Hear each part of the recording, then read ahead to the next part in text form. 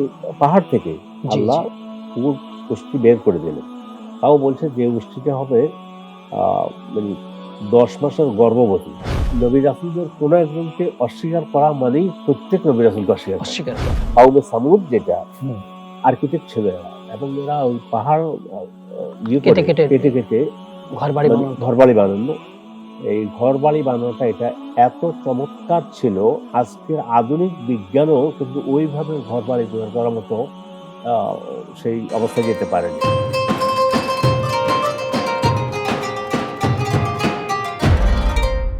আসসালামু আলাইকুম ওয়া রাহমাতুল্লাহি ওয়া বারাকাতুহু। আলহামদুলিল্লাহি ওয়াহদা ওয়াসসালাতু ওয়াসসালামু আলা আবদিহিল মুস্তাবা আল মুস্তাফা ওয়া আলা আলিহি ওয়া সাহবিহি রশাদা। প্রিয় দর্শক, আরডি প্রেজেন্টস ইসলাম পডকাস্ট সিজন 2 থেকে স্বাগত জানাচ্ছি মাসুম বিল্লাহ বিন রেজা। আজ আমার সাথে হোস্ট হিসেবে রয়েছেন বিশিষ্ট ইসলামী চিন্তাবিদ, শিক্ষাবিদ, লেখক শাইখ ডক্টর মোহাম্মদ মতিউল ইসলাম। আসসালামু আলাইকুম ওয়া রাহমাতুল্লাহি ওয়া বারাকাতুহু। ওয়ালাইকুম আসসালাম ওয়া রাহমাতুল্লাহি ওয়া বারাকাতুহু। মোহতারাম, কেমন আছেন সব মিলিয়ে? আলহামদুলিল্লাহ, আল্লাহ ভালো রেখেছে। ভালো আছি। আপনি কেমন আছেন? আলহামদুলিল্লাহ, আমি ভালো আছি। আজ আমরা সালেহ আলাইহিস সালামের জীবন থেকে কয়েকটা ঘটনা শুনবো। শুরুতে তার তাওহীদের দাওয়াত এটা শুনবো। বিসমিল্লাহ, আলহামদুলিল্লাহ, ওয়াসসালাতু ওয়াসসালামু আলা রাসূলিল্লাহ ওয়া বাদ। তাওহীদের দাওয়াত তো নবী রাসূলরা সর্বপ্রথম তাওহীদের দাওয়াত দিয়েন। জি, তাওহীদ দাওয়াত দিতেন। প্রতিদিনের পুষ্টির চাহিদা পূরণে পরিপূর্ণ আস্থায় আরডি ইউএইচটি মিল্ক, ভালোবাসার বিশুদ্ধতায়। পৃথিবীতে যত নবী রাসূল এসেছেন প্রত্যেকে তাওহীদের দাওয়াত দিয়েছেন।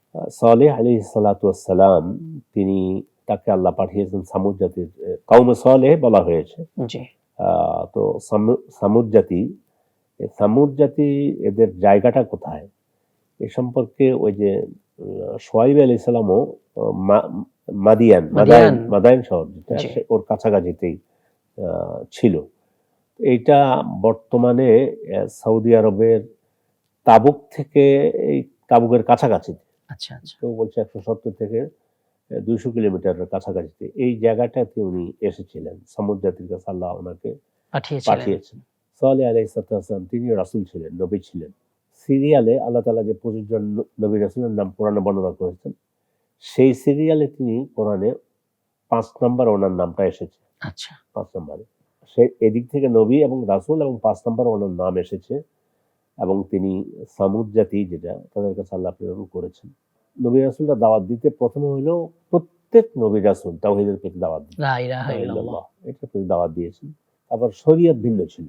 শরিয়া ভিন্ন ছিল, উনি হ্যাঁ, তো মিনহাজ ভিন্ন ছিল। উনি এসে মানুষকে তো দাওয়াত দেওয়া শুরু করলেন। এত অবাধ্য ছিল জনগণ, তারা সামুদ সালেহ আলাইহিস সালাতু ওয়াস সাল্লাল্লাহু সালামের দাওয়াত কবুল করতেছে না। একবার এসে তারা তার কাছে প্রস্তাব রাখলো যে, "আপনি তো" এমনি বলল যে, "আপনি দুর্বল মানুষ, আপনি তো এই" এগুলো সব নবীকেই বলেছে প্রত্যেক নবীর কওম। তো আপনি এখন আমরা তো দাওয়াত কবুল করব, আপনি একটা কাজ করতে হবে। এই যে পাহাড় দেখছেন, পাহাড়ের ভিতর থেকে আমাদের জন্য একটা উষ্ট্রি বের করে আনতে হবে, উট। প্রত্যেকটি নবী রাসূলকে তার কওম বলছে, আমরা বাবা-মার ধর্ম পালন করব। তুমি বেশি ভালো হতে চাচ্ছ।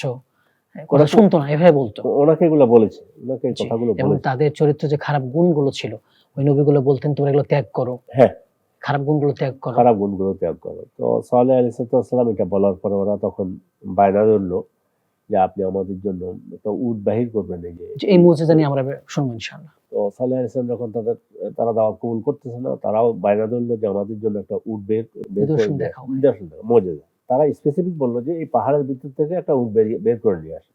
কঠিন সালেহ কাজ। আলাইহিস সালাম আল্লাহর কাছে দোয়া করলেন। আল্লাহ তার দোয়া কবুল করেছেন। হ্যাঁ, কি মুজিজা? এই পাহাড় থেকে জি, আল্লাহ জি। উট উষ্ট্রি বের করে দিলেন। তাও বলছে যে উষ্ট্রিটা হবে আ মানে ১০ মাসের গর্ভবতী। কি শর্ত তাদের? হ্যাঁ, মানে তাদের কাছে এমনি ওই আরবদের কাছে সবচেয়ে প্রিয় বস্তু হইলো গর্ভবতী উষ্ট্রি। আচ্ছা, আচ্ছা। হ্যাঁ, এইজন্য এই স্বভাব থেকে এটা দাবি করেছে। দাবি করেছে যে আমাদের জন্য আপনি এখান থেকে উষ্ট্রি বের করে নিয়ে আসবেন। নবীদের এটাই ছিল নিয়ম। ওনারা আল্লাহর কাছে চাইতেন যে আমাকে তো এখন এটা বলতেছে। এখন এটা তো আর আমার হাতে না। এটা আপনি হে রব আমার জন্য এটা করেন। আল্লাহ মুজিজা আল্লাহ দিয়েছেন করে নবীদেরকে, দিয়েছেন। রাসূলদেরকে করে দিয়েছেন এটা। তো আল্লাহ তাআলা এটা মানে তাকে দান করলেন হেদায়েতের জন্য। হেদায়েতের জন্য। কিন্তু যাদের কপালে হেদায়েত নেই, ওটা দেখার সাথে সাথে সকলেই ঈমান আনার কথা ছিল। কথা ছিল। আচ্ছা যাই হোক, এখন সেই অস্থি তাদের তখন তো পানির অভাব ছিল।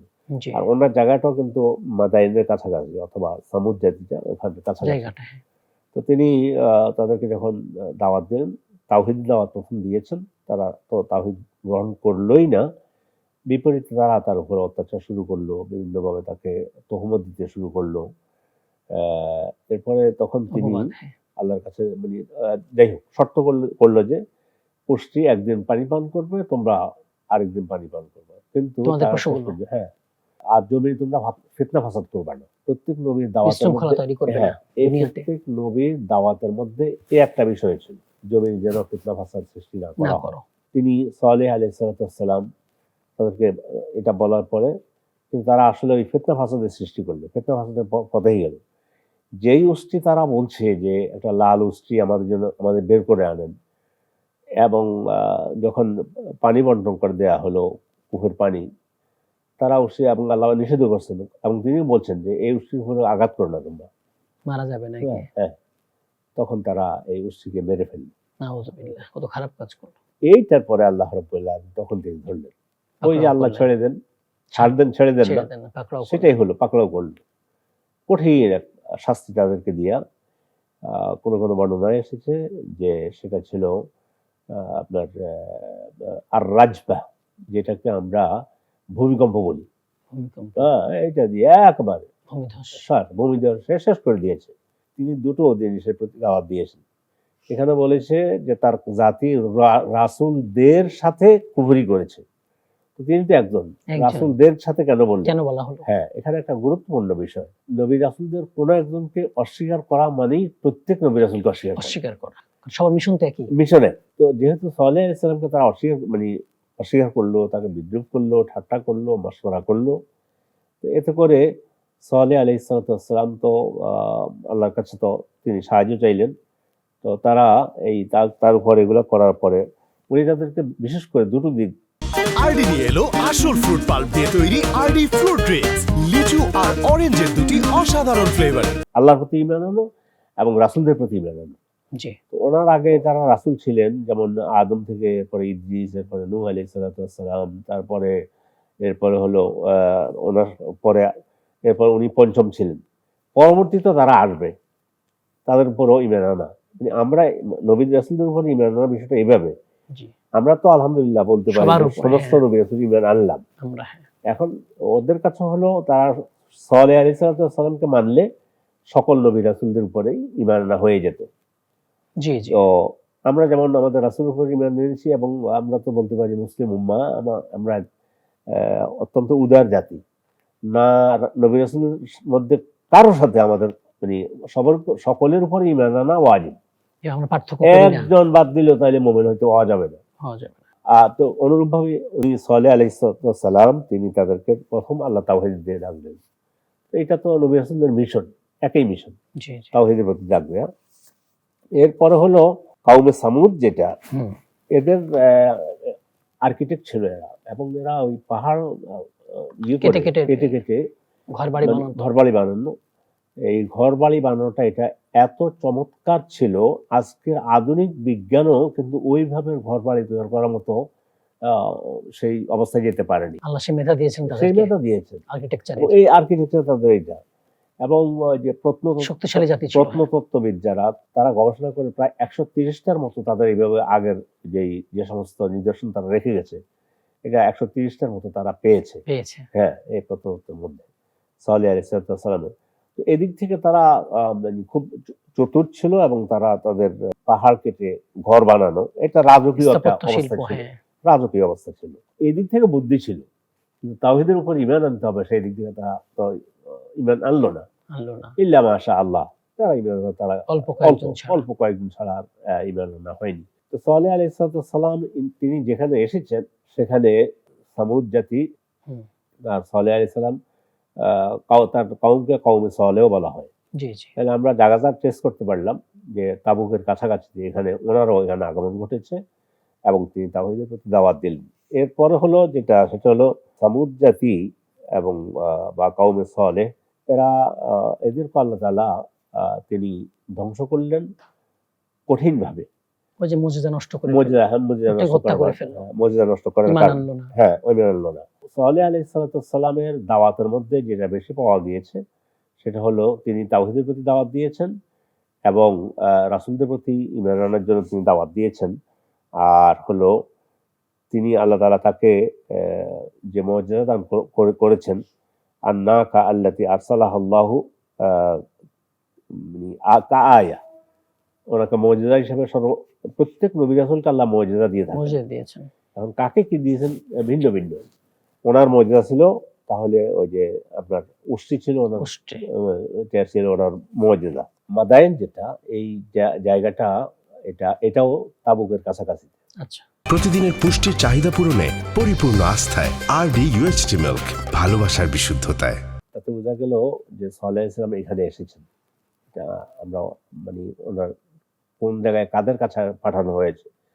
এখন যে জাতির কাছে পাঠানো হয়েছে, এই সামুদ জাতি কিন্তু এখন ইয়ামানের হাদ্রামাউতে কিন্তু একটা জাতি আছে, ওদের নামও সামুদ, এখনো আছে ইয়ামেন। কিন্তু মানে বিশেষজ্ঞরা বলেছেন যে না, এই সামুদ জাতি যেটা সাল্লাল্লাহু আলাইহি ওয়াসাল্লাম জাতির কাছে পাঠানো হয়েছে, এই সামুদ জাতি যেটা তাবুকের কাছাকাছিতে বর্তমান, মদিনা থেকে তাবুক মাঝখানে তো হলো এই কোনো এক জায়গায়, এই জায়গায় সামুদ জাতির এই জায়গাটা আছে।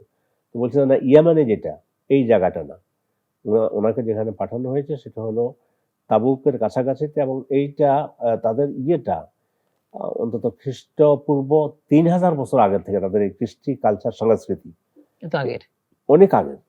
এই জন্য মানুষ এই কৃষ্টি কালচার তো দেখে অনুমান করতে পারে যে মানুষ কত মানে ওই সময় যদি ওনার সম্প্রদায় এত নিখুঁতভাবে এই যে পাহাড় কেটে বিল্ডিং করা এটা করতে পারেন, তাহলে এখান থেকে আমরা তো এটা বুঝতে পারি যে মানুষের আল্লাহ তাআলা জ্ঞান দিয়েছে এবং এক এক সময় এক এক জাতিকে এক এক বিষয়ে আল্লাহ প্রাধান্য দিয়েছেন, জ্ঞান দিয়েছেন। এবং তখন তো যারা ঈমান এনেছিল তারা বেঁচেছে, বাকি সবাইকে আল্লাহ তাআলা ভূমিকম্পে শেষ করে দিয়েছে। উষ্টি মেরে ফেলেছে। জি উষ্টি মেরে ফেলেছে, ঈমান আনে নাই। তো এই জন্য তো ওনার ওই যেটা দর্শকদেরকে বলতে চাই যে ওই যে ইরাকের হাদ্রামাউতের কাছে যে সামুদ বংশ বা যেটাই হোক, সেটা কিন্তু হয়তো এখান থেকে যেতে পারে, যেটাই হোক, কিন্তু মূল স্পটটা হলো এই জায়গায়, এখানে সাল্লাল্লাহু আলাইহি ওয়াসাল্লাম যেখানে এসেছেন এই জায়গাতে তিনি দাওয়াতি কাজ করেছেন এবং এখানে তিনি তাওহীদের প্রচার করেছেন। হাসান তাহের, জাযাকাল্লাহু খাইর, আমাদের সুন্দর সময় দিয়েছেন, আলোচনা করেছেন। জাযাকুমুল্লাহ খাইর। বারাকাল্লাহু ফিকুম ওয়া জাযাকুমুল্লাহু খাইরান।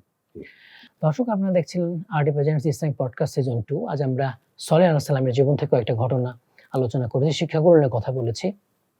পৃথিবীতে আমাদের যে শিক্ষাগুলো কাজে লাগাতে হবে তার মধ্যে অন্যতম শিক্ষা হচ্ছে তাওহীদ, আল্লাহর একত্ববাদ, আল্লাহ দা ওয়ান, আল্লাহর সাথে কোনো শরীক করা যাবে না, শিরক করা যাবে না। এটা আরেকটা হচ্ছে নবী রাসূলের উপর ঈমান আনতে হবে আমাদেরকে। আর আল্লাহর যে মুজিজাগুলো আছে এগুলো বিশ্বাস করতে হবে, এদের সঙ্গে খারাপ আচরণ করা যাবে না। আমাদের এখন রাসূলের মুজিজা কুরআন মাজিদ রয়ে গেছে, কোরআন থেকে মুখ ফিরে নেওয়া যাবে না। আল্লাহ তাআলা আমাদের সবাইকে শিক্ষাগুলো আমল করার তৌফিক দান করুন। আমিন। আসসালামু আলাইকুম ওয়া রাহমাতুল্লাহি ওয়া বারাকাতুহু।